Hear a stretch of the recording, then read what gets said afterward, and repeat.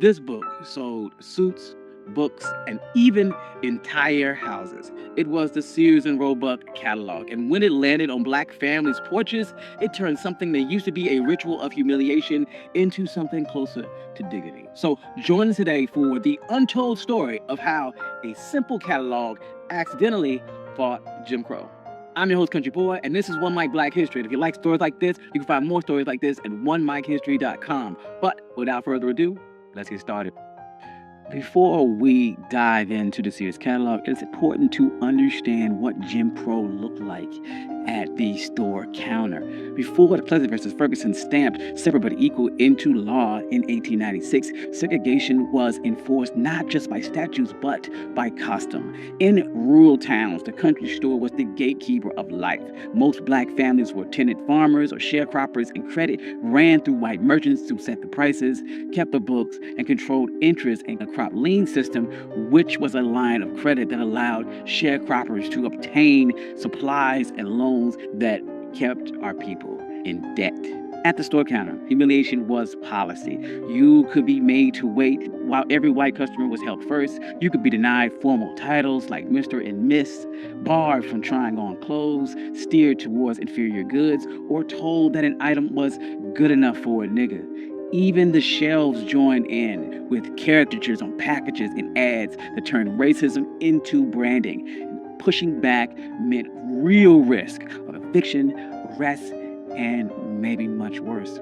This led black communities to answer with a strategy. They opened co-ops and credit unions, patronized black-owned stores. In the 1930s, they started Don't Buy Where You Can't Work campaigns. Long before lunch counter sit-ins, people were already attempting to fight Jim Crow at the cash register. And this is when something different arrived that didn't require a lunch counter at all. It simply required a mailing address. The mail order catalog began with Montgomery Ward in 1872, but the Sears and Roebuck Company turbocharged it in the 1890s. Richard Sears started with watches, and he teamed up with Alvin Roebuck. And by 1894, Sears' Book of Bargains became a thick, illustrated general catalog. Under Julius Renraw's leadership in the 1900s, Sears scaled into a national powerhouse, mailing out millions of catalogs a year and standardizing the satisfaction guaranteed pricing. Everything from farm tools to clothing to stoves and even housing kits. The catalog wasn't just a book, it was a national store delivered to your kitchen table. So, for black customers living under Jim Crow, this was huge. The Sears catalog turned everyday shopping, which could be a site of humiliation and exclusion, into a private transaction. And this change was offset by two things. First, anonymity and dignity. You browsed at home, mailed an order, paid a national price. There was no clerk sizing you up, no side doors, no special totals at the register. In towns where black customers couldn't even try on clothing or were forced to wait for white patrons, that broke daily rituals of disrespect. Secondly, national standardized pricing was a new way to pay. Catalogs were national and printed in ink and not negotiated at a hostile store counter. Sears accepted postal money orders and later offered installment plans on big purchases. These workarounds circumvented banks or merchants that denied fair credit or charged punishing crop lien terms. Additionally, two postal tools were also critical: rural free delivery, which started in 1896, and the parcel post, which started in 1913. The RFD and the postal post switched remote farms into a national logistic network. Backed by federal law, your order traveled by mail, not at a storekeeper's leisure. Interfering with its delivery risked federal penalties, which blunted local officials' ability to block and intimidate customers. Money orders and cash on delivery meant that you could pay a federal carrier, not a hostile shopkeeper or banker. And the post office was a federal space. Postal rules mandated equal service, and interfering with the mail was a federal offense. In places where customs outweighed rights, that blue and gray uniform offered a rare protection. Safety sat in that catalog too. Sears listed rifles alongside farm gear at a time where local laws often failed to protect black communities. Ida B. Wells famously wrote that a Winchester rifle should have a place of honor in every black home. Ordering by mail meant lawful self-defense without the hostility of the white gaze.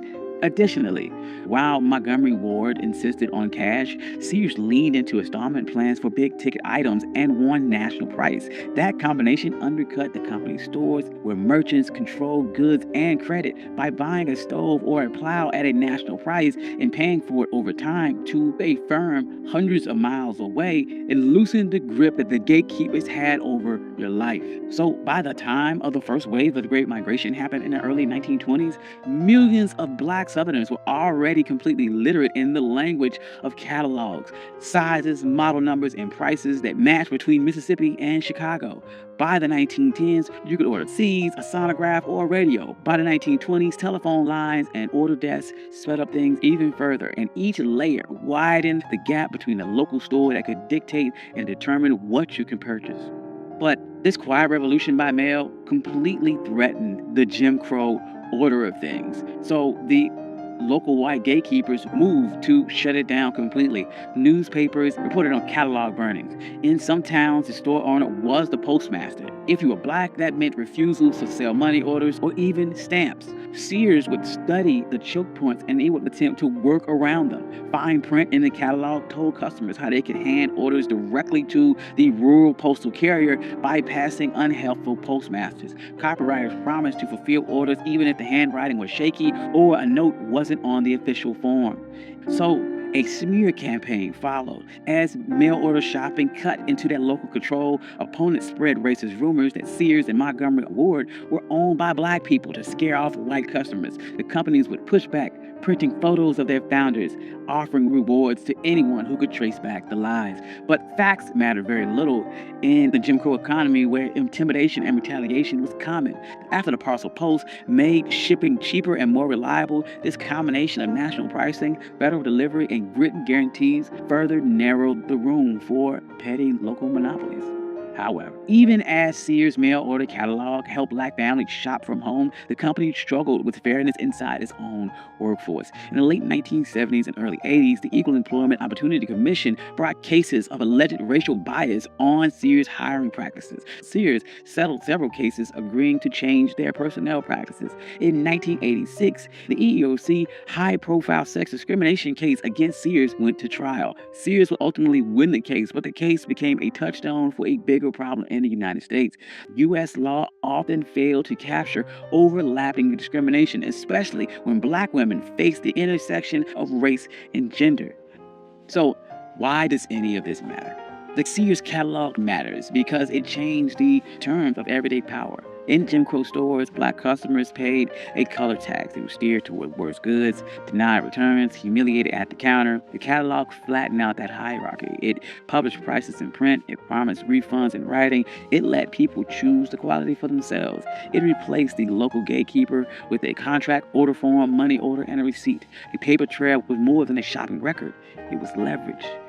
These habits, comparing prices, demanding guarantees, sending back what wasn't right, taught a language of rights long before sit-ins.